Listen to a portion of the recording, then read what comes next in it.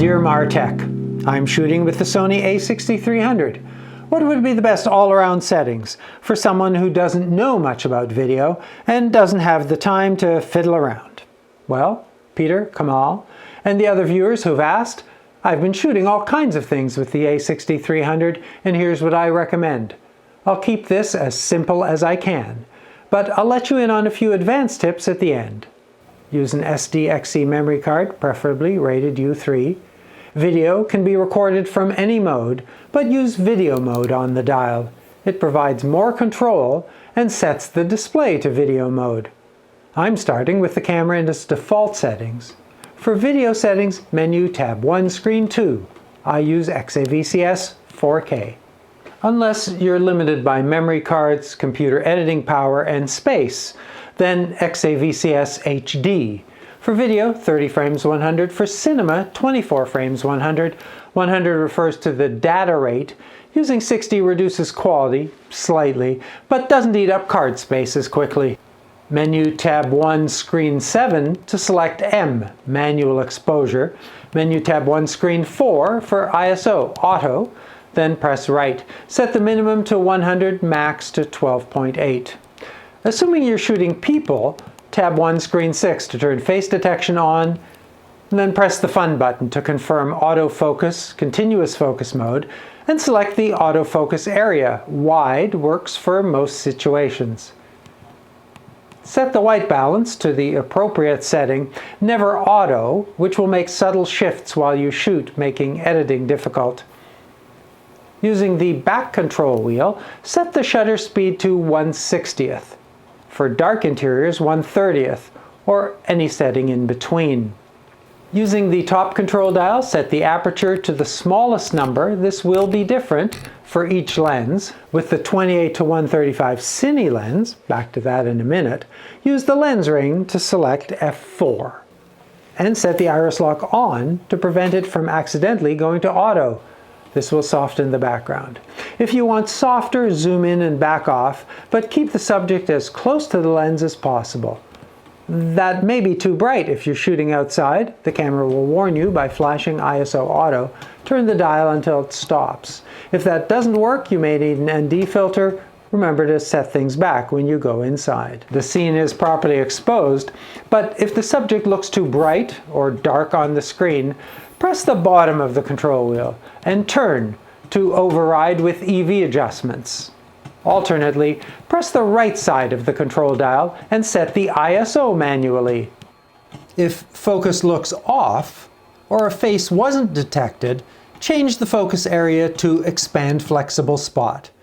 Press the center of the control wheel, put the spot on your subject, and press it again. Now, you're ready to press record. Those settings will provide the maximum return for minimal effort. They served me well on a day running and gunning interviews at an equestrian event. Obviously, any lens, even the kit lens, works for video, but let me explain why a cine lens is a better option. First, the iris is set manually on the lens, making exposure adjustments both silent and gradual. Secondly, the focus, when the lens is in full manual, pull the focus ring towards the camera, the focus ring travel is defined with clear markings on the ring. This makes it possible to do a highly accurate and repeatable rack focus while shooting. Thirdly, zoom, although this is a zoom-by-wire lens even when the zoom ring is used. And the effect of the zoom-by-wire is that the actual zoom is slower than the ring when the ring is moved quickly. It takes the lens a second or two to catch up. That said, used manually, it can create a perfectly smooth and organic zoom without focus adjustments or breathing. All of the lens elements are tuned to facilitate this. Incidentally, to set the focus, zoom in, focus, and then compose. That way you'll always be in focus. One last point, the grips on the lens rings are ideal for rig mounting and follow focus controls. If you can spare a few more minutes, I'll provide some advanced tips. Here's what I do beyond what I just described. I usually set a custom white balance, either by setting the degrees Kelvin or by creating a custom white balance.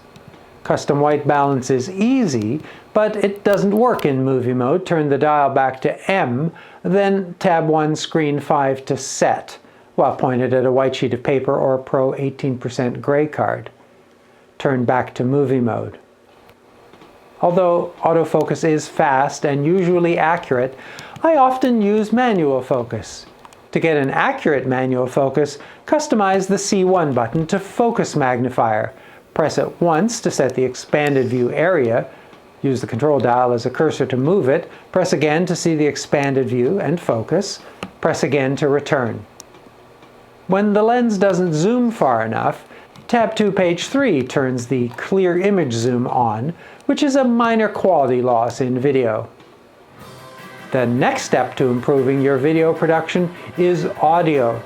The onboard mics are fine for background ambience. Improve the sound using an external mic, and there are lots to choose from. I'm using a Rode Link Filmmaker wireless kit. It connects to the red mic input. If the on-screen meters are flickering too close to the right end, use tab 1 screen 8 to turn them down. For this mic, I find about 12 to be best.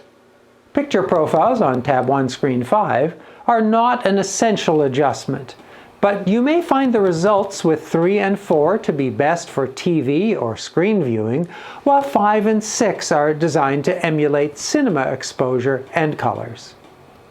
Whichever you choose, for a cinematic look, I find turning the detail down to -4 to provide a slightly more pleasant image. You can eyeball manual exposure, or use Zebra for a more accurate setting. On tab 2 screen 1, set Zebra to 100. This highlights any area in the image that's overexposed. Now, if that results in an underexposed subject, an inexpensive on-camera LED light can help. The reason not to use Auto ISO is that as it's continually making adjustments, the resulting footage may be distracting and harder to edit.